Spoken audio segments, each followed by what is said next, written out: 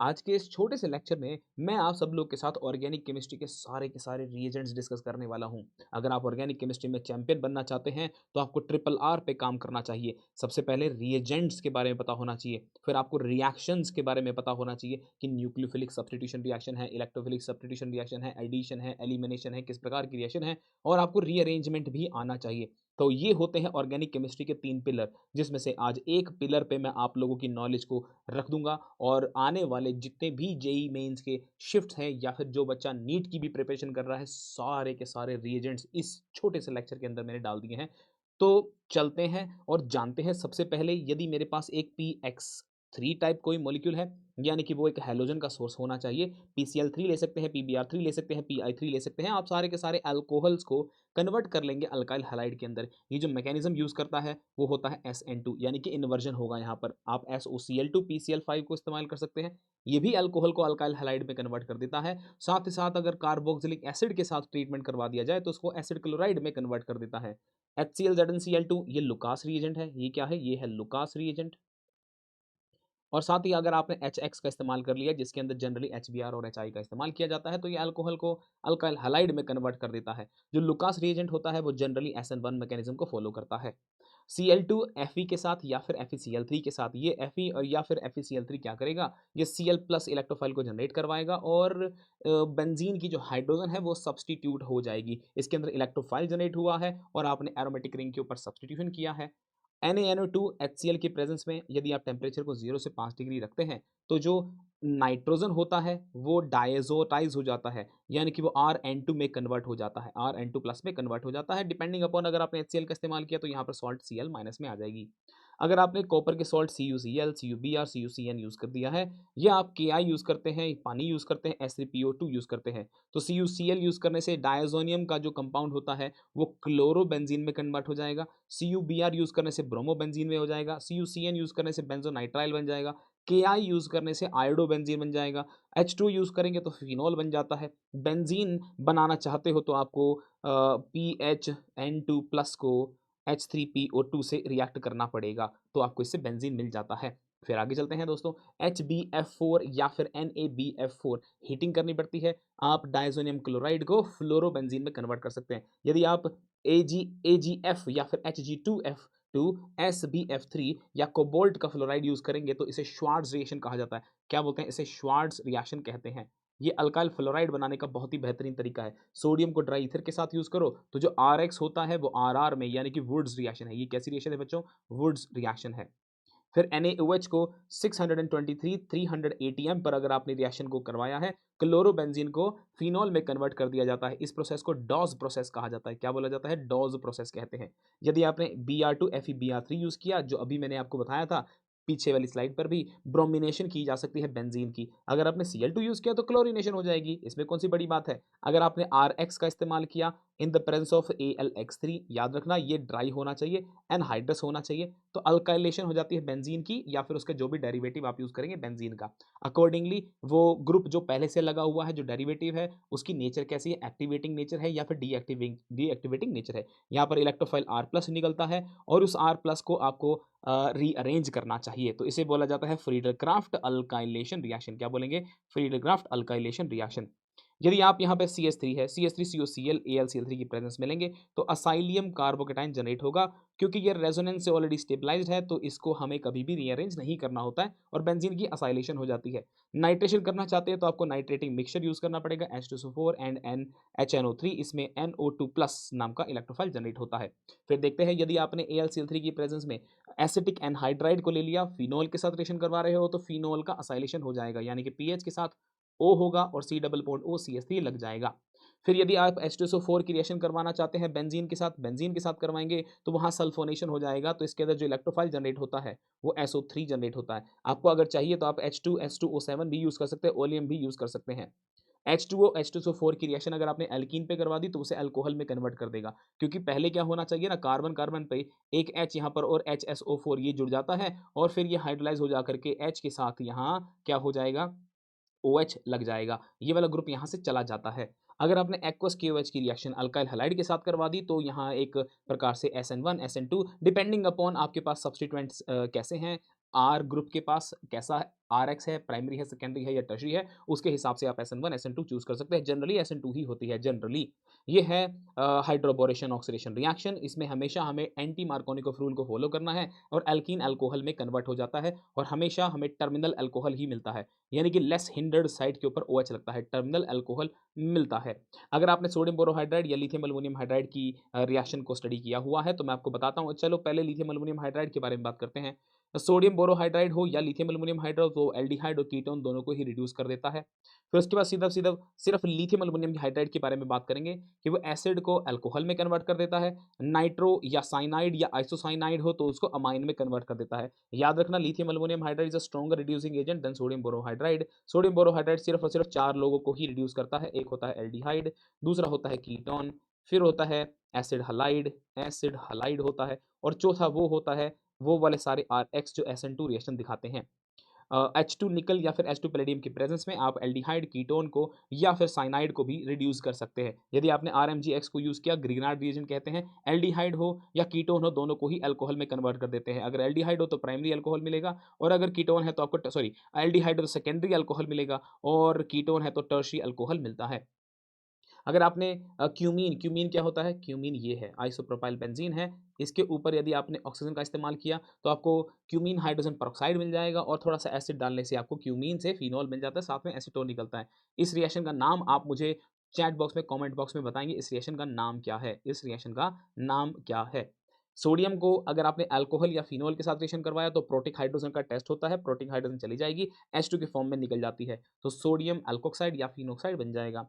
यदि आप फिनॉल की असाइलेशन करना चाहते हैं या नाइट्रोजन ऑफ एनिलीन की असाइलेशन करना चाहते हैं या फिर सिर्फ कोई भी अमाइन हो उसके साथ एक असाइल ग्रुप लगाना चाहते हैं तो आप सीधे सीधे ये यूज़ कर सकते हैं, असाइल क्लोराइड, या फिर आप एसिटिक एनहाइड्राइड भी यूज़ कर सकते हैं। ये बहुत इंपॉर्टेंट रिएक्शन है। कॉन्सनट्रेटेड H2SO4 को यदि आपने 443 केल्विन पे यूज़ किया तो वो प्राइमरी अल्कोहल को एल्कीन में कन्वर्ट कर देता है। अगर आपने 413 पे यूज़ किया तो उसका ईथर बना देगा।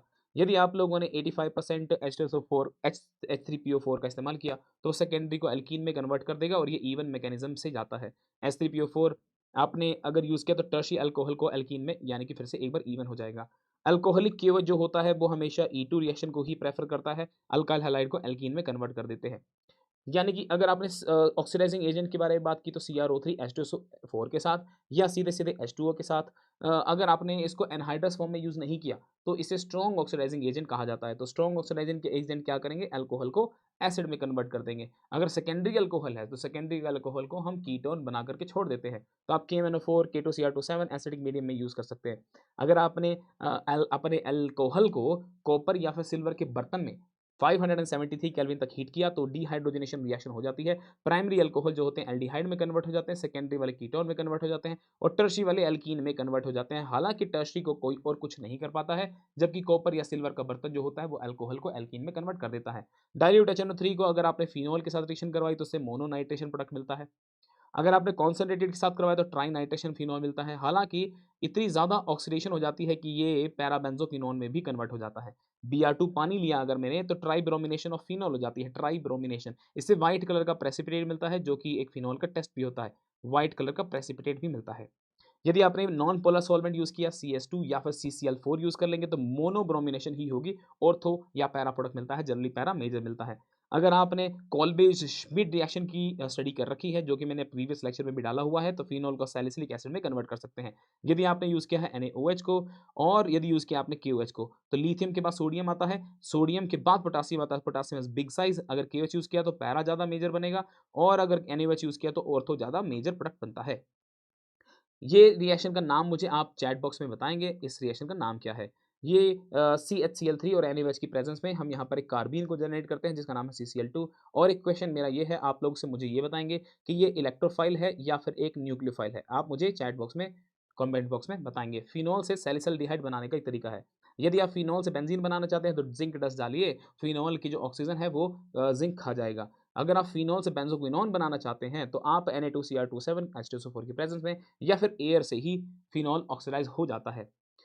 कार्बन मोनोक्साइड और H2 को मिक्स करके अगर आप मिथेनॉल बनाना चाहते हैं तो ज़िंक Cr2O3 230 से 300 एटीएम और करीबन-करीबन 300 से 400 डिग्री टेम्परेचर तक ये रिएक्शन करनी पड़ती है, तो इससे मेथनॉल बन जाता है।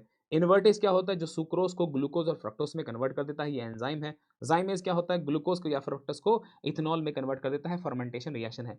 ये बहुत इंपॉर्टेंट है, अगर आपने ईथर के ऊपर HI को डाला तो उससे अल्कोहल और अल्काइल हैलाइड मिल जाता है। आपको ध्यान देना पड़ेगा कि ईथर के लेफ्ट राइट में जो यहाँ पर जो बड़े-बड़े ग्रुप लगे हुए हैं, कौन है वो आदमी जो SN1 और SN2 रिएक्शन को प्रेफ़र करता है, उसके हिसाब से आपको रिएक्शन करनी है। मेरा एक सवाल है आप लोगों से, मुझे बताएँगे SN1 और SN2 में फ़ास्ट कौन-सी होती है? SN1 और SN2 में फ़ास्ट कौन-सी होती है? फ़ास्ट कौन-सी होती है? मुझे आप बताएँगे। पीसीसी क्या है? pyridinium क्लोरोक्रोमेट, जो कि अल्कोहल को एल्डिहाइड में कन्वर्ट कर देगा। कौन-सा? प्राइमरी वाले को। फिर बात करते हैं पैलेडियम BaSO4H2। ये जो BaSO4 है, ये एक प्रकार से पॉइज़न का काम करता है, जो कि एसिड क्लोराइड को एल्डिहाइड तक ही रख देता है। इसे रोज़नमंड कैटलिस्ट कहते हैं, रोज़नमंड कैटलिस्ट कहते हैं। रोज़नमंड रिडक्शन कह लो, रोज़नमंड कैटलिस्ट कह लो। यदि आपने SnCl2 एंड HCl की प्रेजेंस में लास्ट में एसिड तो थोड़ा-सा डालना ही पड़ेगा, तो साइनाइड को एल्डिहाइड में, यदि आपने डाइबल H को लिखने का एक तरीका होता है, डिवाल H कह लीजिए, डाइबल H कह लीजिए, डाई आइसोब्यूटाइल एल्यूमीनियम हाइड्राइड, पानी तो लास्ट में आएगा ही आएगा, साथ में नहीं है, बाद में है। नेक्स्ट स्टेप में साइनाइड को एल्डिहाइड में कन्वर्ट कर देते हैं। मेरा ये मानना है कि सवाल अगर पूछा जाए तो इस प्रकार से पूछा जा सकता है कि इनमें से कौन से 2 रिएजेंट हैं, जो साइनाइड का सेम रिजल्ट बना करके देते हैं, एल्डिहाइड बना करके देते हैं।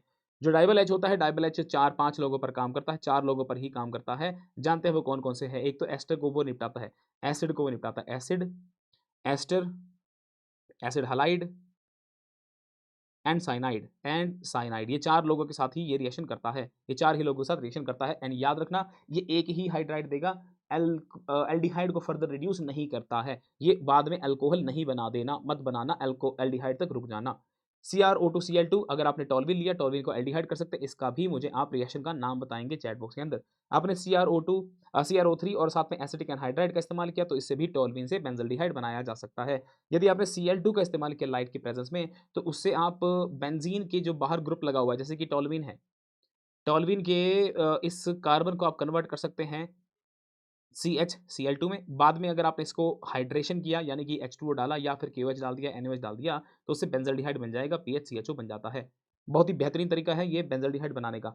इस रिएक्शन का नाम भी आप मुझे बताएँगे, बेंज़ीन से बेंज़ल्डिहाइड बनाने का एक तरीका, जिसमें हम लोग कार्बन मोनोऑक्साइड HCl डालते हैं और साथ में हमको डालना पड़ता है AlCl3, ताकि कार्बोकेटायन जनरेट हो पाए। कैडमियम अल्काइल जो होता है, वो भी एक प्रकार से आर का ही सोर्स होता है, जैसे कि ग्रिग्नार्ड रिएजेंट होता है। तो ग्रिग्नार्ड रिएजेंट क्या होता है? स्ट्रॉन्ग होता है। लेकिन एसिड क्लोराइड के ऊपर अगर आपने ग्रिग्नार्ड की जगह पर आपने R2CD यूज़ कर लिया, तो वो सिर्फ़ और सिर्फ़ कीटोन तक रुक जाएगा, कीटोन को फर्दर रिड्यूस नहीं कर पाएगा। जबकि मैंने अगर RMGX यूज़ किया, तो साइनाइड को वो कीटोन में कन्वर्ट कर देता है। साइनाइड जितना मर्ज़ी चाहे, एक से ज़्यादा RMGX को कंज़्यूम नहीं कर सकता है। मैक्स RMG के जो मोल्स होते हैं, RMG के moles for cyanide is equal to 1, for cyanide is equal to 1, एक ही खाएगा। HCN के साथ रिएक्शन करते हैं तो कार्बोनाइल कंपाउंड को जो साइनोहाइड्रिन में कन्वर्ट कर देता है। न्यूक्लियोफिलिक एडिशन रिएक्शन होती है, यहाँ पर क्या होती है? न्यूक्लियोफिलिक एडिशन रिएक्शन होती है। अगर आपने NaHSO3 के साथ रिएक्शन करवाई है, एल्डिहाइड कीटोन के साथ रिएक्शन कर लेता है, लेकिन ध्यान रखना, यहाँ पर ज़्यादा से ज़्यादा मिथाइल कीटोन ही होना चाहिए। मिथाइल कीटोन के अलावा और कोई कीटोन पे रिएक्शन नहीं करता है, क्योंकि ये बहुत बड़ा न्यूक्लियोफाइल है, बल्कि न्यूक्लियोफाइल है, यानी कि CH3 C डबल बॉन्ड ऐसा होना चाहिए। यहाँ कुछ भी हो सकता है, एरोमेटिक के ऊपर तो ये रिएक्शन मुश्किल ही करता है। एक तरफ तो आपके पास क्या होना चाहिए? CH3 ही होना चाहिए। फिर अगर आपने NH2OH यूज़ किया, तो ये इसको ऑक्साइड में कन्वर्ट कर देगा। अगर आप जानते होंगे तो R C double bond nitrogen और यहाँ पर एक OH आ जाएगा। यहाँ पर ऑब्वियसली कुछ R या H हो सकता है। यदि आपने हाइड्रोज़ीन के साथ रिएक्शन करी, तो हाइड्रोज़ोन बन जाएगा। फिनाइल हाइड्रोज़ीन के साथ रिएक्शन करी, तो फिनाइल हाइड्रोज़ोन बन जाएगा। 2,4-डाइनाइट्रोफिनाइल हाइड्रोज़ीन के साथ रिएक्शन करी, तो 2,4-डाइनाइट्रोफिनाइल हाइड्रोज़ोन बन जाएगा। इसे ब्रेडीज़ रिएजेंट भी कहते हैं। क्या बोलते हैं इसको? ब्रेडीज़ रिएजेंट भी कहते हैं। ब्रेडीज़ रिएजेंट भी कहते हैं। नेक्स्ट देखते हैं बच्चों, अगर आप लोगों ने कार्बोनिल कंपाउंड को सेमी कार्बाजाइड में कन्वर्ट करना है, तो आपको यहाँ पर सेमी कार्बाजाइड से रिएक्शन करवाना है। तो अल्कोहल और RH की प्रेजेंस में रिएक्शन करवाएंगे, तो उससे हेमी एसिटल और बाद में कन्वर्ट होकर के फुल्ली वो एसिटल में चेंज हो जाता है। याद रखना, हेमी एसिटल हो या एसिटल एसिटल हो, दोनों के दोनों एसिड सेंसिटिव होते हैं। एसिड में वो हाइड्रोलाइज हो जाते हैं, एसिड सेंसिटिव होते हैं। यदि आप एक ऐसे अल्कोहल का इस्तेमाल करेंगे जिसके अंदर 2-2 OH ऑलरेडी मौजूद है, तो इससे हमें साइक्लिक एसिटल मिल जाता है। एल्डिहाइड और कीटोन को हम लोग प्रोटेक्ट कर देते हैं ग्लाइकोल के साथ, इथाइलिन ग्लाइकोल के साथ रिएक्शन करने के लिए, रिएक्शन कर सकते हैं, ठीक है ना? तो उससे कंपाउंड जो होता है कुछ ऐसा मिलता है, ये जैसे C डबल बॉन्ड O था ना, ये कन्वर्ट हो जाएगा C में, और इस तरफ एक ऑक्सीजन होगी, ऐसे, ऐसे, ऐसे, ऐसे, ये ऐसे जुड़ जाती है। यानी कि ये C डबल बॉन्ड O जो था, वो प्रोटेक्ट हो गया। C डबल बॉन्ड O जो था, वो प्रोटेक्ट हो गया। ऐसा लिख सकते हैं, एक ऐसा ऑक्सीजन, ये इस प्रकार से। इथाइलिन ग्लाइकोल जो था वो कीटोन के साथ क्या कर लेगा, एक रिंग बना लेगा और वो स्टेबल हो जाता है। जिंक और मरकरी के प्रेजेंस में हम यहाँ पर क्लीमेंस रिडक्शन करते हैं। क्या करते हैं, क्लीमेंस रिडक्शन करते हैं। इस रिएक्शन का नाम मुझे आप बताना। यहाँ ध्यान देना बच्चों कि कार्बोनिल कंपाउंड को, यानी कि एल्डिहाइड और कीटोन की बात हो रही है स्पेसिफिकली, इसे एल्केन में कन्वर्ट कर देता है। Please please please please please इसको एल्केन में ही कन्वर्ट करना, अल्कोहल में कन्वर्ट मत कर देना। इस रिएक्शन का नाम आप मुझे बताएंगे।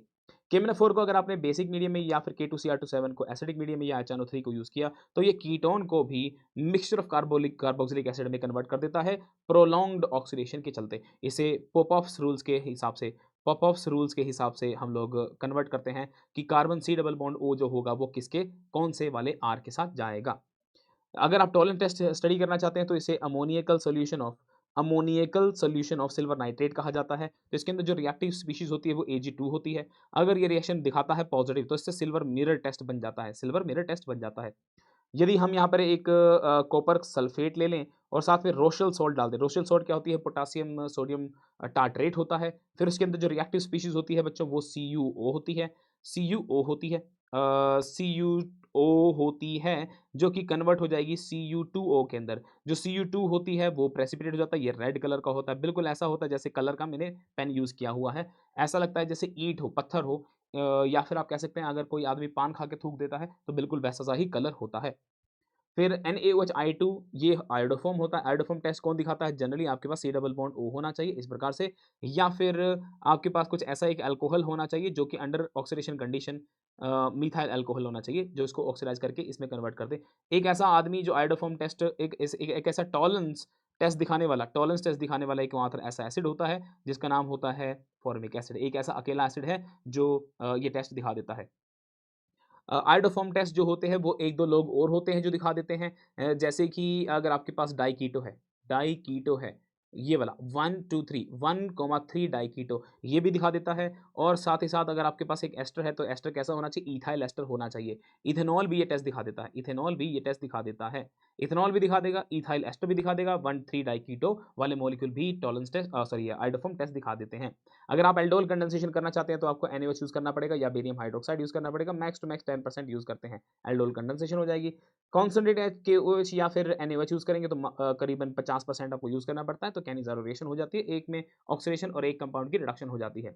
KMnO4 बेसिक मीडियम में यूज़ करेंगे तो ये सवाल अभी जेईई मेन से पूछा ही गया है। टॉल्विन और अल्काइल बेंजीन जो होते हैं वो बेंजोइक एसिड के अंदर कन्वर्ट हो जाते हैं। अगर आपने H2O की एसिड की प्रेजेंस में पानी डाल दिया तो साइनाइड को क्या कर देगा, कार्बोक्सिलिक एसिड में कन्वर्ट कर देगा। अमाइड को भी कार्बोक्सिलिक एसिड में कन्वर्ट कर देगा। एस्टर को भी कार्बोक्सिलिक एसिड में कन्वर्ट कर देगा। और साथ ही साथ उसे काट करके, एस्टर को काट करके कार्बोक्सिलिक एसिड एंड अल्कोहल में कन्वर्ट कर देता है। एसिड क्लोराइड हो या फिर एनहाइड्राइड हो, उन दोनों को ही एसिड में कन्वर्ट कर देता है। NaOH क्या करता है, अगर आपने एस्टर के साथ NaOH की रिएक्शन करवा दी तो इसे स्पॉनिफिकेशन रिएक्शन कहते हैं, जिससे क्या होता है एस्टर टूट जाता है और वो सॉल्ट ऑफ एसिड में कन्वर्ट हो जाता है। Na2CO3 या फिर NaHCO3 कार्बोक्सिलिक एसिड टेस्ट होता है क्योंकि इसके अंदर CO2 के एफरवेसेंस निकलते हैं। अगर आपने P4H10 या फिर P2O5, क्योंकि देखेंगे ना आपके डाइमर ही है, यहाँ पर फास्फोरस भी डबल हो रही है और ऑक्सीजन भी डबल हो रही है। डिहाइड्रेशन ऑफ एसिड बोला जाता है, इससे एनहाइड्राइड बना सकते हैं आप। अमाइड को अगर आप P2O5 के साथ ट्रीटमेंट करवा दें हैं तो अमाइड का नाइट्राइल बन जाता है। ध्यान रखना इस बात को, अमाइड का नाइट्राइल बन जाता है। पानी निकाल दो यहाँ से, पानी निकालना है, RC ट्रिपल बॉन्ड नाइट्रोजन बन जाता है। अगर आपने ROH कॉन्सनट्रेटेड H2SO4 की प्रेजेंस में रिएक्शन करवाई तो आपको पता होना चाहिए RC डबल बॉन्ड OOH होता है। साथ में अगर आपने ROH का इस्तेमाल किया तो आपको एस्टर मिलेगा। एस्टर मिलने के बाद आपको ये पता होना चाहिए कि ये आदमी जो है ये OH का सोर्स होता है, ये वाला अल्कोहल H का सोर्स होता है। गलती मत करना, यहाँ से H मत निकालना भाई, ये OH यहाँ से H। अगर आपने PCl3 SOCl2 या PCl5 को यूज़ किया, इस रिएक्शन के बारे में मैं ऑलरेडी डिस्कशन कर चुका हूँ। यहाँ से RC डबल बॉन्ड OCl मिल जाता है, यानी कि एसिड हैलाइड मिल जाता है। अगर आपने अमोनिया, ये रिएक्शन भी पूछी गई है जेईई मेंस में, कल के ही टेस्ट में पूछी गई है, शिफ्ट में पूछी गई है। कार्बोक्सिलिक एसिड को अमाइड में चेंज करने का तरीका होता है, परंतु ध्यान रखना heating is mandatory.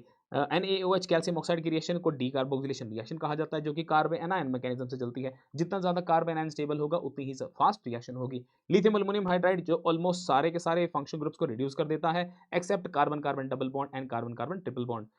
Carboxylic acid को ये अल्कोहल में कन्वर्ट कर देगा। अमाइड को ध्यान रखिए मेरे दोस्तों, अमाइड को ये अमाइन में कन्वर्ट करेगा। प्लीज प्लीज प्लीज यहाँ पर अमाइड को ऐसा मत कर देना कि मैं RC डबल बॉन्ड ONH2 है ना, मैं इसको अल्कोहल में कन्वर्ट करना चाहूँगा। नहीं भाई, ऐसा मत करना प्लीज़।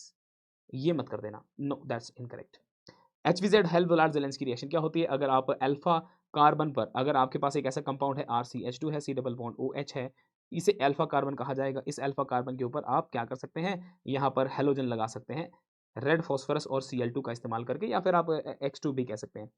टिन HCl और FeHCl ये रिएक्शन भी इसी जेईई मेंस में ही पूछी गई है। कल के ही शिफ्ट में पूछी गई है। नाइट्रो कंपाउंड को अमाइन में रिड्यूस किया जा सकता है।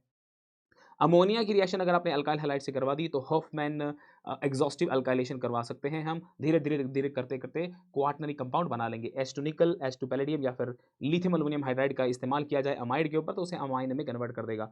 KOH RX का इस्तेमाल करेंगे तो इस रिएक्शन का नाम आप मुझे बताएँगे, इस रिएक्शन का नाम क्या है?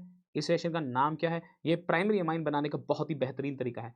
प्राइमरी अमाइन बनाने का NaOH और Br2 का इस्तेमाल करेंगे तो इसे हॉफमैन ब्रोमाइड डिग्रेडेशन कहा जाता है, जिसके अंदर आप अगर आपके पास अमाइड है RCONH2 है तो आप इसे यहाँ से CO को गायब कर देंगे। साथ ही साथ ये वाली हाइड्रोजन भी गायब होती हैं, तो फाइनल कंपाउंड जो मिलता है वो RNH2 होता है। लेकिन ये जो दोनों हाइड्रोजन आई हैं बच्चों ध्यान रखना ये KOH से आई हैं। फिर KOH CHCl3 को यूज़ करेंगे तो अमाइन को कार्बाइल अमाइन के अंदर कन्वर्ट कर देता है। इसका भी आप मुझे नेम बताएँगे in the comment box. NaNO2HCl का इस्तेमाल करेंगे तो ये प्राइमरी अमाइन्स जो होते हैं इसे अल्कोहल में कन्वर्ट कर देता है। ध्यान रखिएगा RNH2 को ROH और साथ ही साथ नाइट्रोजन गैस रिलीज़ कर देता है। अगर NaNO2 एनिलीन के साथ रिएक्शन करवाएँगे तो डायज़ोनियम क्लोराइड बन जाता है। ये क्या है? इस रिएजेंट का आप मुझे नाम बताएँगे, इस रिएजेंट का आप मुझे नाम बताएँगे, जो कि प्राइमरी, सेकेंडरी और टर्शियरी अमाइन को डिस्टिंग्विश करने में हमारे काम आता है। अगर आपने ब्रोमीन वाटर का इस्तेमाल कर दिया एनिलीन के ऊपर तो इसे ट्राइब्रोमो एनिलीन बन जाएगा। यदि आप Br2 के साथ CH2 भी यूज़ करेंगे तब भी आपको एनिलीन का ट्राइब्रोमो एनिलीन ही मिलता हुआ नज़र आएगा। यदि आप एनिलीन को एक मोनो सब्स्टिट्यूटेड प्रोडक्ट में कन्वर्ट करना चाहते हैं तो आपको NH2 को कन्वर्ट करना पड़ेगा। ये रिएक्शन भी जेईई मेंस में इसी सीज़न, इसी शिफ्ट में, कल के ही शिफ्ट में पूछी गई है। तो बच्चों मैंने यहाँ सारे के सारे रिएजेंट्स आपके साथ डिस्कस कर लिए। एक और बेहतरीन लेक्चर लेकर के आने वाला हूँ। धीरे-धीरे प्रैक्टिस करते चलो। आज के लिए इतना रखते हैं। बहुत-बहुत नमस्कार।